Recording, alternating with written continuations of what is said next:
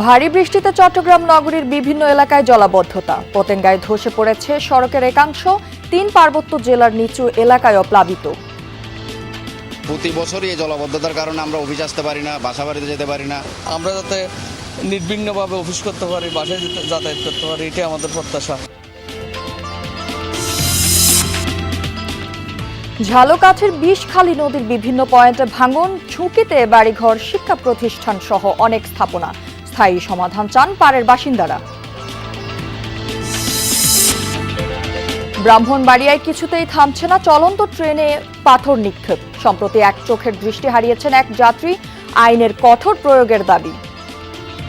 ট্রেনে জানালার পাশে বসাটা এখন নিরাপদ নয়। জানালা না খুলে তো কোনোভাবেই সম্ভব না, কারণ বাতাস তো ভিতরে ঢুকে। খুললেও তো একটা আতঙ্ক সবসময় বিরাজ করে। রাস্তায় সবসময় সতর্ক থাকতে হয়, জানালা লাগিয়ে কাজ করতে হয়।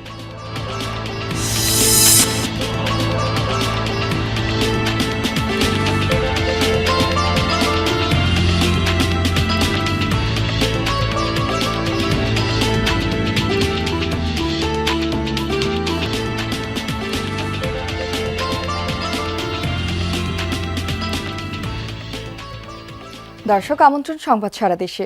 আপনাদের সাথে আমি আছি রাহেলা জ্যোতি। এতক্ষণ শিরোনাম দেখছিলেন, এবার থাকছে পুরো খবর। চট্টগ্রামে টানা ভারী বর্ষণে আবারও জলাবদ্ধতার কবলে নগরীর বিভিন্ন নিচু এলাকা। সোমবার রাত থেকে শুরু হওয়া বৃষ্টিতে পানি জমে যায় চকবাজার, কাতালগঞ্জ, আগ্রাবাদ, হালিশহর, বহদ্দারহাট, মুরাদপুর সহ বিভিন্ন এলাকায়।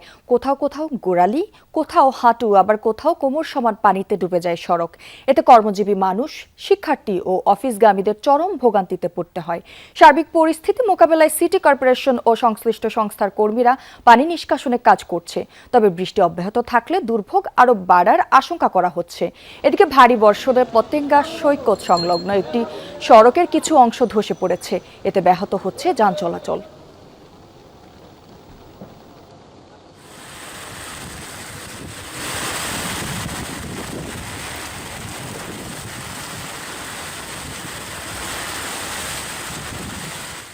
প্রতি বছরই এই জলাবদ্ধতার কারণে আমরা অফিস আসতে পারি না, বাসা বাড়িতে যেতে পারি না। মানে পানি এখন দেখতেছেন হাঁটু পর্যন্ত। এই যে আবার বৃষ্টি আসবে, এখন বৃষ্টি আসলে এটা আমাদের কোমর পর্যন্ত হয়ে যাবে। এই তো আমি আসছি কর্নেলহাট থেকে আসছি। হালি শহরের ওখানে কয়েক জায়গায় এরকম একই অবস্থা, গাড়ি দাঁড়িয়ে যাচ্ছে, গাড়ি উল্টো দিকে যেতে হচ্ছে। এখানে তো গাড়ি নিয়ে আসা যাচ্ছে না। দ্রুত পানি যাতে নিষ্কাশন হয়ে যায়, আমরা যাতে নির্বিঘ্নভাবে অফিস করতে পারি, বাসায় যাতায়াত করতে পারি, এটাই আমাদের প্রত্যাশা। এদিকে ৩ পার্বত্য জেলাতেও থেমে থেমে ভারী বৃষ্টি হচ্ছে। এরই মধ্যে জেলাগুলোর নিম্নাঞ্চলের কিছু এলাকা প্লাবিত হয়েছে। ঝুঁকি বিবেচনায় বান্দরবানের সব পর্যটন কেন্দ্র আগামী 10 জুলাই পর্যন্ত বন্ধ ঘোষণা করা হয়েছে। জেলা প্রশাসনের এক প্রেস বিজ্ঞপ্তিতে জানানো হয়, টানা বৃষ্টিপাতের কারণে যোগাযোগ ব্যবস্থায় ঝুঁকি বেড়েছে। সম্ভাব্য দুর্যোগ বিবেচনায় পর্যটক ও সাধারণ মানুষের নিরাপত্তা নিশ্চিতে 10 জুলাই পর্যন্ত বান্দরবানের সব পর্যটন কেন্দ্র, ঝর্ণা, পাহাড়ি ট্রেল, নদীপথ, দুর্গম এলাকায় পর্যটক, ট্যুর অপারেটর ও সাধারণ মানুষের প্রবেশ ও ভ্রমণ নিষেধ থাকবে। পর্যটন কেন্দ্রগুলো বন্ধ ঘোষণার পর বান্দরবান ছাড়তে শুরু করেছেন পর্যটকরা। এদিকে রাঙামাটির বাঘাইছড়িতে ঝড়ো হাওয়া ও বৃষ্টিতে গাছ ভেঙে চাপা পড়ে প্রাণ গেছে একজনের। এছাড়া টানা বৃষ্টিতে খাগড়াছড়ির নদী, ছড়া ও খালের পানি বেড়েছে। কয়েকটি নিচু এলাকায় দেখা দিয়েছে জলাবদ্ধতা। বৈরী আবহাওয়ায় ভোগান্তি পোহাতে হচ্ছে বাসিন্দাদের।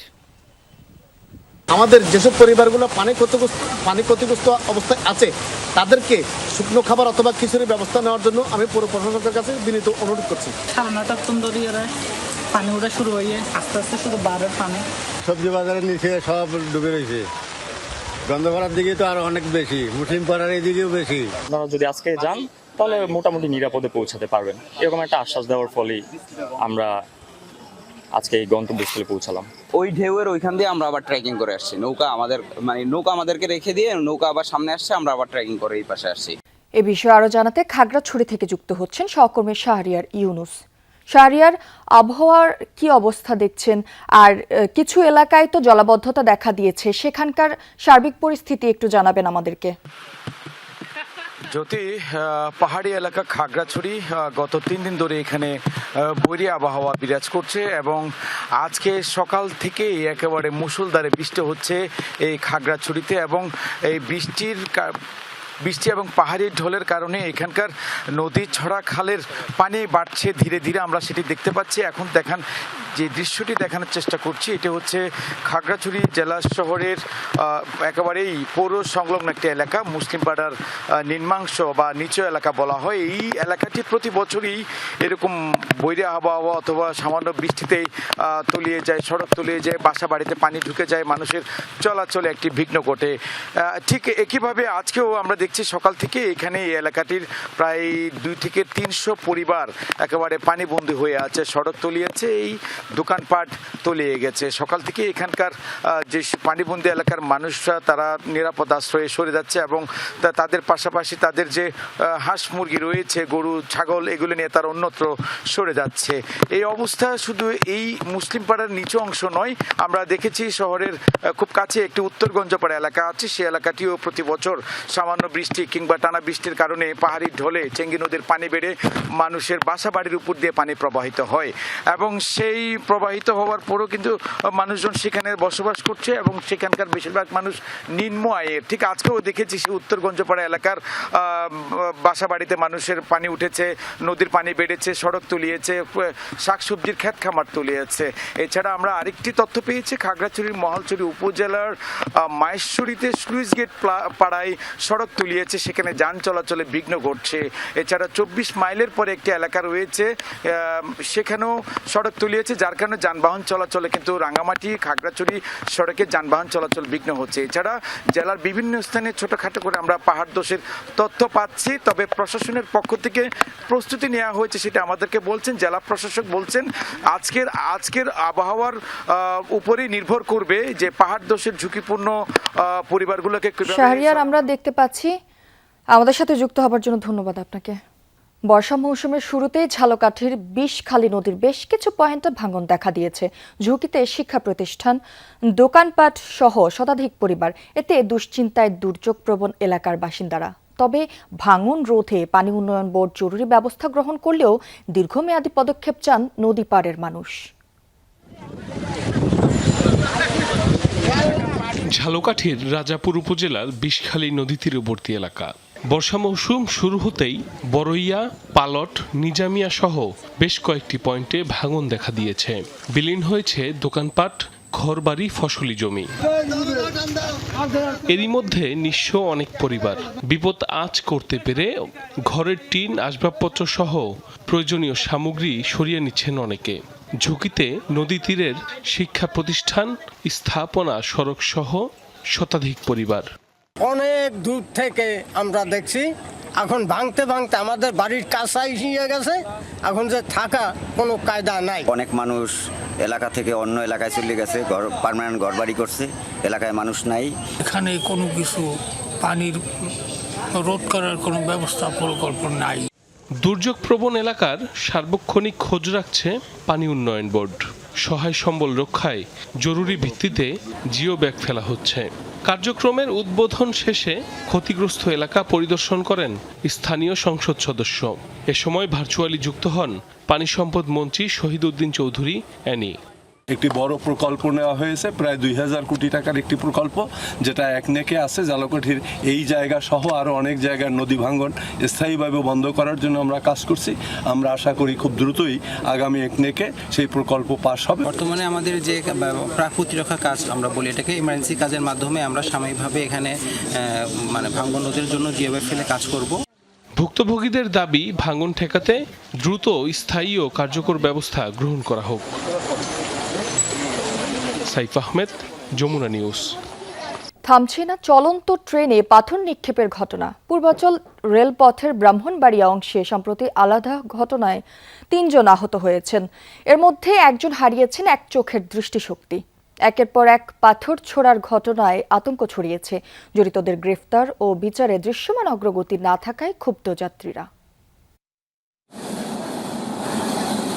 চলন্ত ট্রেনে পাথর নিক্ষেপ মুহূর্তেই কেড়ে নিতে পারে কারো প্রাণ, কিংবা চিরদিনের মতো নিভে যেতে পারে চোখের আলো। হতাহতের ঘটনা ঘটলেও থামছেই না পাথর ছোড়ার প্রবণতা। গেল মাসের 23, 24 ও 28 তারিখ পূর্বাঞ্চল রেলপথের ব্রাহ্মণবাড়িয়া অংশে চলন্ত ট্রেনে পাথর নিক্ষেপের ঘটনায় 3 যাত্রী আহত হন। আহত নাইমুল হাসান ও মোহাম্মদ আজাদ সেরে উঠলেও ডান চোখের দৃষ্টিশক্তি হারিয়েছেন আইনজীবী শ্যামল চন্দ্র সরকার। একের পর এক পাথর নিক্ষেপের ঘটনায় আতঙ্ক ছড়িয়েছে রেলপথের যাত্রীদের মাঝে। আখাউড়া আসতে মানে ঢুকতে আসতে হঠাৎ করেই মানে একটা গ্লাসে এসে বাড়ি খাইছে পাথরের। তো এসি বগি ছিল আমার, তো এই জন্য আমি বেঁচে গেছি। ট্রেনে জানালার পাশে বসাটা এখন নিরাপদ নয়। সবাই জানালার পাশে বসলে এখন আতঙ্কে থাকে যে কখন জানি পাথর মারে। জানালা না খুলে তো কোনোভাবেই সম্ভব না, কারণ বাতাস তো ভিতরে ঢুকে। খুললেও তো একটা আতঙ্ক সবসময় বিরাজ করে। আমাদের অনেক স্টাফ আহত হয়েছে। এখন আমাদের রাস্তায় সবসময় সতর্ক থাকতে হয়, জানালা লাগিয়ে কাজ করতে হয়। রেলওয়ের তথ্য বলছে পূর্বাঞ্চল রেলপথে গত 17 মাসে চলন্ত ট্রেনে পাথর ছোড়ার ঘটনা ঘটেছে 224টি। ব্রাহ্মণবাড়িয়া অংশকে অন্যতম ঝুঁকিপূর্ণ হিসেবে চিহ্নিত করা হয়েছে। শুধু ব্রাহ্মণবাড়িয়া অংশই নয়, গাজীপুরের টঙ্গী, নরসিংদী, কিশোরগঞ্জের ভৈরব ও কুমিল্লার বিভিন্ন এলাকাতেও প্রায়ই ঘটে পাথর নিক্ষেপের ঘটনা। জড়িতদের গ্রেফতার ও বিচারে দৃশ্যমান অগ্রগতি না থাকায় ক্ষোভ জানিয়েছেন যাত্রী ও সচেতন মহল। এই দুষ্কৃতিকারীদের সামাজিকভাবে আমাদের প্রতিরোধ করতে হবে। আমাদের আহ্বান হলো যে রেল, স্থানীয় প্রশাসন, পুলিশ প্রশাসন সবাই সমন্বিত একটা সেল গঠন করে এই বিষয়টি পর্যবেক্ষণ করবে এবং তদন্ত করে বের করবে কেন রেলের এই পাথর নিক্ষেপের পরিমাণটা বেড়ে যাচ্ছে। সাম্প্রতিক ঘটনাগুলোতে 3টি মামলা হলেও এখন পর্যন্ত কেউ গ্রেফতার হয়নি। জড়িতদের ধরতে তৎপরতা চলছে বলে জানিয়েছে রেলওয়ে পুলিশ। স্থানীয়দের সহযোগিতা ছাড়া চলন্ত ট্রেনে পাথর নিক্ষেপের ঘটনা রোধ করা পুলিশের একার পক্ষে সম্ভব নয় বলছেন কর্মকর্তারা। এখন পর্যন্ত আমাদের আটক নেই, কিন্তু আমরা এই ব্যাপারে মাঠে আমাদের লোক আছে, আমরা যথেষ্ট চেষ্টা করে যাচ্ছি। শুধুমাত্র আসামি ধরার মাধ্যমে এই ধরনের অপরাধ আসলে নির্মূল করা সম্ভব না, কারণ এটা একটা সামাজিক সমস্যা। অনেকে আছে যে না বুঝেই খেলার ছলে কাজগুলো করে, কিন্তু এটা যে কত বড় একটা সমস্যা তৈরি করে আরেকজনের জীবনে, সেটা আপনারা গত সপ্তাহে একটা ইনসিডেন্টে দেখেছেন। তো এটা নিয়ে আমাদের মামলার প্রক্রিয়া এবং জনসচেতনতামূলক কার্যক্রম দুইটা আমাদের চালু রয়েছে। চলন্ত ট্রেনে পাথর নিক্ষেপের সর্বোচ্চ সাজা যাবজ্জীবন কারাদণ্ড। প্রাণহানির ঘটনা ঘটলে মৃত্যুদণ্ডেরও বিধান রয়েছে। জাহিদ হাসান, যমুনা নিউজ। খাগড়াছড়ির পানছড়িতে গুলিতে 3 যুবকের নিহতের ঘটনায় এখনো মামলা হয়নি, নেই আটকও। পুলিশ জানিয়েছে তদন্ত করে আইনি ব্যবস্থা নেওয়া হবে। ময়না তদন্তের জন্য 3 জনের মরদেহ রাখা হয়েছে সদর হাসপাতালের মর্গে। এর আগে সোমবার বেলা 12টার দিকে উপজেলার মধুমঙ্গল পাড়ায় এই ঘটনা ঘটে। নিহতরা পাহাড়ের আঞ্চলিক সংগঠন জেএসএস এর সদস্য বলে প্রাথমিকভাবে জানা গেছে। স্থানীয়রা জানায় ওই 3 যুবক বাজার থেকে ফেরার পথে প্রতিপক্ষ তাদের লক্ষ্য করে গুলি চালায়। এতে ঘটনাস্থলেই নিহত হন তারা। পুলিশ ঘটনাস্থল থেকে 2 রাউন্ড গুলি ও 14 রাউন্ড গুলির খোসা উদ্ধার করে। রাজনৈতিক প্রভাব খাটিয়ে কুমিল্লার হোমনা সাব রেজিস্ট্রি অফিসে চলছে একের পর এক অনিয়ম। দলিল লেখক সমিতির সভাপতির বিরুদ্ধে সমিতির প্রায় 1.5 কোটি টাকা আত্মসাতের অভিযোগ উঠেছে। বিভিন্ন দপ্তরে বিষয়টি লিখিতভাবে জানিয়েও প্রতিকার না পেয়ে হতাশ দলিল লেখকরা। কুমিল্লার হোমনা সাব রেজিস্ট্রি অফিস সম্প্রতি এই দপ্তর নিয়ে উঠেছে অনিয়মের নানা অভিযোগ, যার মূলে রয়েছেন দলিল লেখক সমিতির সভাপতি মিজানুর রহমান। তার বিরুদ্ধে দলিল জালিয়াতির মামলাও রয়েছে আদালতে এবং এসব নিয়ে অভিযোগ করেছেন খুদ দলিল লেখকরাই। 3-4 কোটি টাকার উপরে সমিতির হিসাব সে দেয় না, এটার জন্য একবার তার সাথে একটু গ্যাঞ্জাম হচ্ছে। এখন সে অফিস দখল করে খাইতেছে। কল্যাণ ফান্ডের নাম দিয়ে আছে প্রায় 3600-3200 এরকম নিছে। রাজনৈতিক প্রভাব খাটিয়ে 10 বছরে সমিতির কল্যাণ তহবিলের প্রায় 1.5 কোটি টাকা আত্মসাতের অভিযোগও মিজানুরের বিরুদ্ধে। অভ্যুত্থান পরবর্তী সময়ে দলিল লেখকদের নির্বাচিত কমিটিকে বৃদ্ধাঙ্গুলি দেখিয়ে স্থানীয় এমপির সুপারিশে প্রভাব বিস্তারের চেষ্টা চালাচ্ছেন তিনি। ক্ষমতার বলে জালিয়াতি দলিল করার মাধ্যমে সে আইন মন্ত্রণালয়ের দরখাস্ত দেওয়া আছে, বরাবর আইজিআর অফিসেও দরখাস্ত করা আছে। হোমনা দলিল লেখক সমিতি তার থেকে পরিত্রাণ চায়, তার থেকে মুক্তি চায়। তার যে অবৈধ কর্মকাণ্ড আছে সবগুলো থেকে আমরা সকলে পরিত্রাণ চাই। সবই পরিবর্তন হলো, সে আবার এই সরকারের উপর নেতৃবৃন্দের উপর ভর কইরা আবার সে ক্ষমতায় থাকবে, আমাদের হিসাব নিকাশের কোনো খবর নাই। তবে অভিযুক্ত মিজানুরের দাবি তিনি ষড়যন্ত্রের শিকার, কোনো অভিযোগেরই বিন্দুমাত্র সত্যতা নেই। আর জেলা রেজিস্ট্রার বলছেন অভিযোগ পাওয়া গেলে খতিয়ে দেখে ব্যবস্থা নেওয়া হবে। যদি এমন কোনো বিন্দু পরিমাণ কোনো অভিযোগ সত্য প্রমাণ হয়, আইনগত যা বিচার হয় তা করবেন। আর মিথ্যা হইলে তাদেরকেও এটার জন্য কেন আমার সাথে নামে মিথ্যা অপবাদ দিল, এটার জন্য একটা প্রতিকার হয়। যদি মিজানুর রহমানের বিষয়ে এরকম অভিযোগ থাকে, বিষয়টা ক্ষতিগ্রস্ত যিনি, উনি আবেদন করলে আমরা বিষয়টা অবশ্যই তদন্ত করব, তদন্ত করে এই মিজানের বিরুদ্ধে অবশ্যই ব্যবস্থা নেব। আগেও বহুবার এই সাব রেজিস্ট্রি অফিসে দলিলে অনিয়মের অভিযোগ উঠেছে, তবে প্রতিবারই অদৃশ্য কারণে তা ধামাচাপা পড়ে যায়। খোকন চৌধুরী, যমুনা নিউজ, কুমিল্লা। দুরারোগ্য ব্লাড ক্যান্সারে 10 বছর বয়সী ছেলে সবুজ শেখকে হারিয়ে গত 4 বছর ধরে ট্রেনের তৃষ্ণার্ত যাত্রীদের বিনামূল্যে পানি পান করাচ্ছেন রাজবাড়ীর এক চটপটি বিক্রেতা। বিনিময়ে চান মানুষের দোয়া ও ভালোবাসা। তার এই ব্যতিক্রমী উদ্যোগ ও নিঃস্বার্থ ভালোবাসায় মুগ্ধ ট্রেনের যাত্রী, স্টেশন কর্তৃপক্ষ সহ স্থানীয়রা। প্রতিদিন দুপুরে ঢাকা থেকে রাজশাহীর দিকে ছেড়ে যায় নকশিকাঁথা মেল ট্রেন। ট্রেনটি রাজবাড়ীর কালুখালী স্টেশনে থামতেই এমন হাঁকডাক শোনা যায়। প্রথম দেখায় যে কেউ তাকে হকার ভাববেন, কিন্তু না, তিনি আসলে একজন হতভাগ্য বাবা। 2018 সালে চটপটি বিক্রেতা মুন্নু শেখের 10 বছর বয়সী ছেলে সবুজের ব্লাড ক্যান্সার ধরা পড়ে। ছেলেকে চিকিৎসা করাতে নিয়মিত এই ট্রেনে রাজশাহী মেডিকেলে যাতায়াত করতেন মুন্নু। ফেরার পথে অনেক সময় অসুস্থ ছেলেকে 1 বোতল পানি কিনে দেবার মতো টাকাও থাকতো না। দীর্ঘ লড়াই শেষে ক্যান্সারের কাছে হার মেনে 2020 সালে না ফেরার দেশে পাড়ি জমায় সবুজ। ছেলেটা হলো আল্লাহ এমন একটা রোগী দিছিল, ব্লাড ক্যান্সার রোগ। আমি হলো রাজশাহী হাসপাতালে ভর্তি করছিলাম। এমন একদিন গেছে যে আমার ছেলের গাড়ির ভিতরে 5 টাকার একটা বাদাম কিনে খাবো, সেই পরিস্থিতি ছিল না, পানি তো দূরই থাক। সন্তানের মৃত্যুতে মুন্নু প্রতিজ্ঞা করেন যতদিন বেঁচে থাকবেন এই ট্রেনের কোনো যাত্রীকে পানির কষ্ট পেতে দেবেন না। তাই ট্রেনটি কালুখালী স্টেশনে পৌঁছানোর আগেই তিনি দোকান বন্ধ করে বালতিতে পানি নিয়ে হাজির হন প্ল্যাটফর্মে। ট্রেন থামা মাত্রই তৃষ্ণার্ত যাত্রীদের হাতে বিনামূল্যে তুলে দেন ঠান্ডা পানির বোতল। গাড়ি আসার আগেই আমার কাছে জানে, যখন গাড়ি আসে তখন তিনি পানি টানি নিয়ে রেডি থাকেন। রেডি থাকার পর তারপর পানি তিনি তাদেরকে খাওয়ান। তার বাচ্চাটা মারা যায়, মারা যাওয়ার পরে সে ভাবছে যে আমি তাহলে সবাই এই হেল্পটা করবো, এই উপকারটা করবো, যাতে কেউ পানি ছাড়া পানি কষ্ট না করে। কেউ তো আগায় আসে না।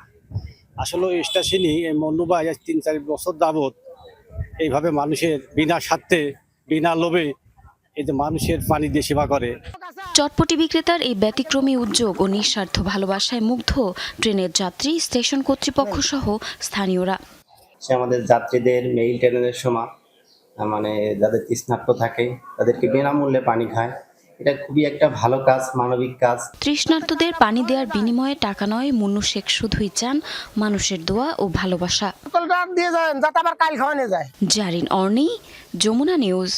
দর্শক, এই ছিল সংবাদ সারা দেশের এখনকার আয়োজনে। এতক্ষণ সাথে থাকার জন্য ধন্যবাদ সবাইকে।